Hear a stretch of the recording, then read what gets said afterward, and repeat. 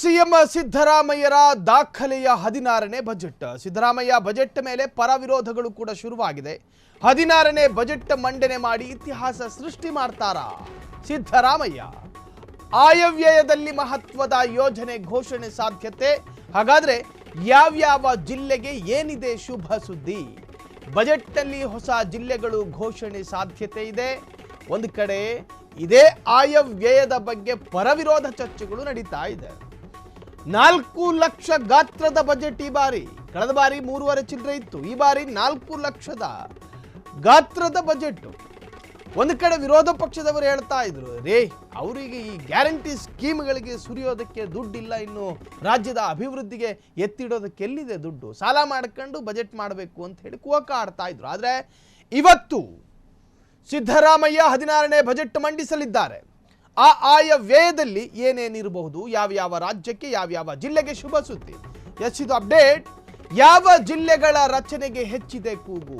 ಯಾವ ಜಿಲ್ಲೆಯ ರಚನೆಗೆ ಹೆಚ್ಚಾಗಿದೆ ಕೂಗು?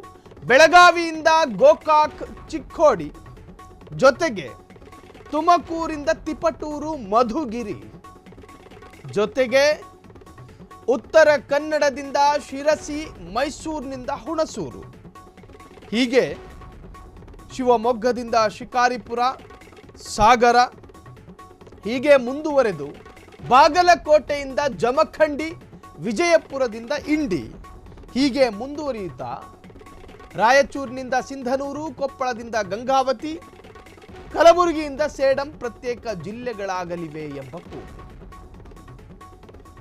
ಯಾವ ಜಿಲ್ಲೆಗಳ ರಚನೆಗೆ ಹೆಚ್ಚಿದೆ ಕೂಗು? 28 ಜಿಲ್ಲೆಗಳ ಪೈಕಿ 19. ಈಗ ಒಂದಷ್ಟು ಜಿಲ್ಲೆಗಳು ಪ್ರತ್ಯೇಕ ಆಗಬೇಕು ಎನ್ನುವಂತಹ ಕೂಗು ಈ ಹಿಂದಿನಿಂದಲೂ ಕೂಡ ಕೇಳಿ ಬರ್ತಾ ಇತ್ತು. ಹಾಗಾಗಿ ಈ ಬಾರಿ ಏನಾದರೂ ಆ ತರಹದ ಒಂದು ಘೋಷಣೆ ಸಾಧ್ಯತೆ ಇದೆಯಾ? ಪ್ರತ್ಯೇಕ ಜಿಲ್ಲೆ ಆದರೆ ಆ ಜಿಲ್ಲೆ ಅಭಿವೃದ್ಧಿ ಆಗುತ್ತೆ ಎನ್ನುವಂಥ ಇರಾದೆ. ಈಗ ಒಂದು ಜಿಲ್ಲೆಯಾದರೆ ಆ ಜಿಲ್ಲೆಗೆ ಒಂದಷ್ಟು ವಿಧಾನಸಭಾ ಕ್ಷೇತ್ರಗಳು ಬರ್ತವೆ, ಆ ಜಿಲ್ಲೆಗೆ ಒಂದಷ್ಟು ಒಬ್ಬ ಸಂಸದ ಇರ್ತಾನೆ, ಆ ಜಿಲ್ಲೆಯ ಅಧೀನಕ್ಕಿರತಕ್ಕಂತಹ ವಿಧಾನಸಭಾ ಕ್ಷೇತ್ರಕ್ಕೂ ಶಾಸಕರು ಇರ್ತಾರೆ. ಹಾಗಾದರೆ